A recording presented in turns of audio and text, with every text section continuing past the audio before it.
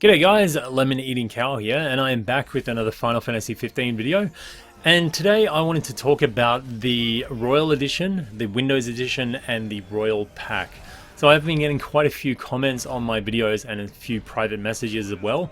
Kind of just a little bit confused about the difference between the Royal Edition and the Royal Pack mainly, but also a little bit about the Windows Edition too. So in this video I'm going to try and be as informative as I can and not really give too much of my personal opinion on pricing and things like that about the different editions. Now it's important to note that we have got a fair bit of information that is official from Square Enix about the release of this the Royal Edition and packs, but there is still some information that is kind of speculative, and there is things like around the price point of the Royal Pack that hasn't been fully confirmed yet. So if you are watching this video at a later date and you feel like the information has been outdated or it's not really relevant, then just let me know in a comment down below politely, please, and I'll try my best to keep this updated and relevant. So first off, we'll talk about the Royal Edition and the Windows Edition, because essentially these things are the exact same thing. Well, kind of the exact same thing. They are just for different platforms. So the Royal Edition, Final Fantasy 15, the Royal Edition, is available for the PS4 and the Xbox One, whereas the Windows Edition will be available for, of course, the PC. And this will be sold via Steam, Origin, and the Windows Shop, or whatever it may be at the moment.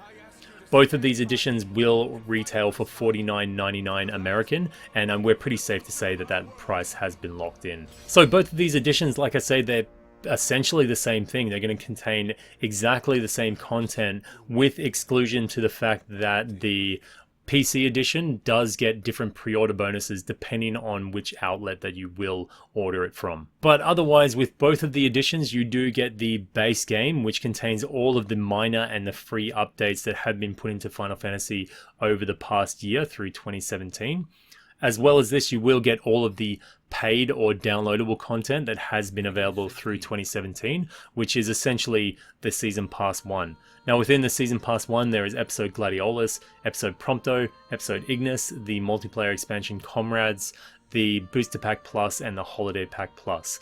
As well as this, you will also get access to some of the what were previously exclusive pre-order bonuses of a few different weapons, some recolors for the regalia, and also some packs to help you on your journey. So essentially both of these editions have everything that is in Final Fantasy 15 up to this date in the game. As well as that, they both will contain the Royal Pack. Now the Royal Pack contains all of the new content that is included in that new preview or that trailer that we have seen. If you haven't seen it yet, it will be in the description down below or at the end of the video. But essentially this contains an expanded map of the Insomnia City ruins with a few new bosses, some battles against the rulers of yore, and some extra story pushed into that as well. With that, we'll also get the Royal Vessel boat, which we can burn around the waters between Cape Kayan and Altissia. We'll also get a new accessory that we can activate Armiger Unleashed mode, which has a few different tech skills within Armiger and generally just boosts up the mode. There is also a new first-person camera mode in the game. We're going to get access to the Archive, which kind of puts together all the cosmogony or the lore behind the Astrals and a few different things around EOS into one convenient location. And I believe they've said that they're going to do this as a footwork to future episodes in 2018. There's also a quest to obtain and strengthen the Regalia Type D, as well as new trophies and achievements for the game. So it's important to note that with both of these editions, if you already have the base game of Final Fantasy 15, your saves and your trophies and things like that will transfer across into the Royal Edition. It will essentially be like the same game with just some DLC tacked onto it. So again, the price point for these is pretty solid at $49.99, and you can actually pre-order these right now from Amazon in the link down in the description below. So for anyone that already has the base game or the base game with any of the Season 1 Pass content, and you're thinking, I really don't want to buy a whole new edition with the base game and that content again just to get access to the Royal Edition. Well, there is news that there is the Royal Pack, which will be releasing on the same day as the Royal Edition, but it will be digital only, and that contains only what is in that trailer trailer that we have seen. So it will only have the Insomnia Ruins, the boat, Armiger Unleashed, things like that.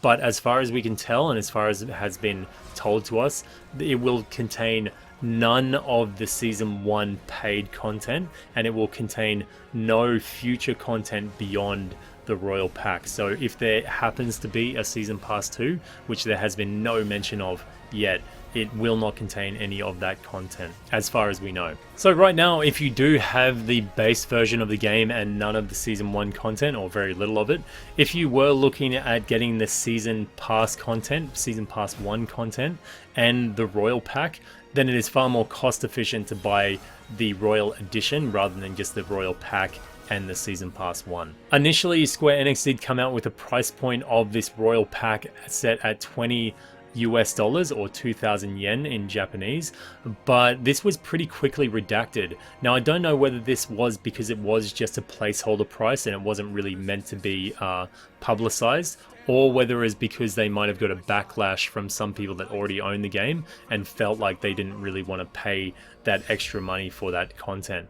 But regardless, right now there isn't an official price floating around, but most people have placed this being around $20. Whether or not they'll come back with a cheaper price or they will reinstate that $20 is yet to be seen. I don't want to go too much into what I personally think about the pricing of this, but I will be making a separate video of it just because I want to try and keep this as informative as I can. And I please ask you in the comments, just don't go too outrageous with the whole pricing thing. Again, we will have a whole video on it so you can kind of vent over on that video. So just summing up or going over what we have said, the Final Fantasy 15 Royal Edition and Windows Edition is essentially the same thing, and they will contain everything that we've seen in Final Fantasy 15, paid or unpaid, up to this point, and they will also contain the Royal Pack. So you can kind of think of them as the complete edition. Although Square Enix has said that they will be supporting Final Fantasy 15 right up through 2018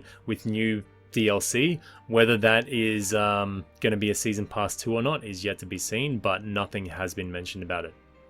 Whereas the Final Fantasy 15 Royal Pack is purely just like an expansion or a tack-on pack onto the base game if you already own it.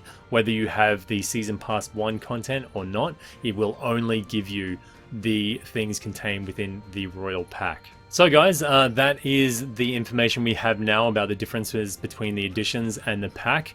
Like I said, some of this information is still changing and evolving, and I will say that I don't know all of the details. So if I have got something wrong or you've got something to add, please add it down in the description below. But if you do it politely, that would be really nice. Yeah, because I am not a Square Enix employee or anything. I'm just gleaning what information I can. Anyway, if you found this video informative, then please leave a thumbs up. If you got any comments or suggestions, then leave them down below. And if you haven't subscribed already, then please do so, because I will be making my next video about my personal opinion on the pricing of the DLC and things like that. So again, use that one as your venting mechanism rather than this video. And if you haven't subscribed already, then please do so. This has been Lemon Eating Cow. Moo.